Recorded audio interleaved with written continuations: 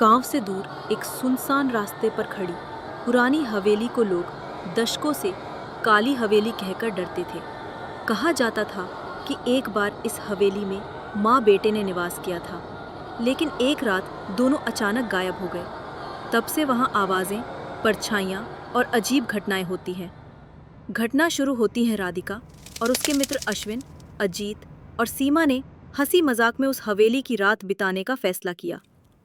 रात 11 बजे जब वे पहुंचे, हवेली से सन्नाटा और पुरानी लकड़ी की चरमराहट सुनाई दे रही थी।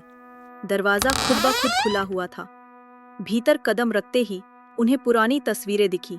एक महिला और उसका बेटा हाथ में हाथ। अचानक अजीत को लगा कि तस्वीर में बच्चे की आंखें झपक गई। उसने तस्वीर तोड़ी और उसी समय हवेली का दरवाजा जोर से बंद हो गया।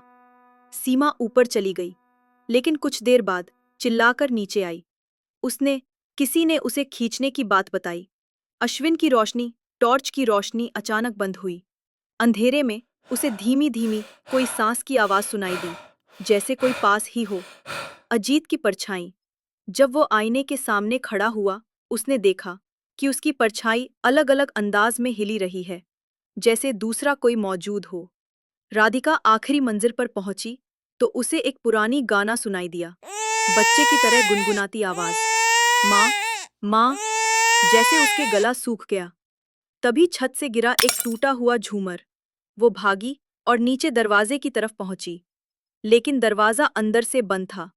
जितनी कोशिश की, खुला नहीं। अचानक पीछे से एक फुंफकार सी आवाज आई, तुमने फोटो तोड़ी, अब तुम्हें देखना है सच। गाथा में बताया जाता है कि सवेरे गांव वाले जब पहुंचे तो वो हवेली फिर वीरान थी, चारों गायब। पर हवेली की दीवारों पर चारों के खतरनाक आड़े तिरछे निशान पाए गए। एक टूटी तस्वीर और टॉर्च वहीं पड़ी थी, और धीरे धीरे बंद होती उन मूक आवाज की गूंज हवेली में गूंजती रही। Like and subscribe to the channel.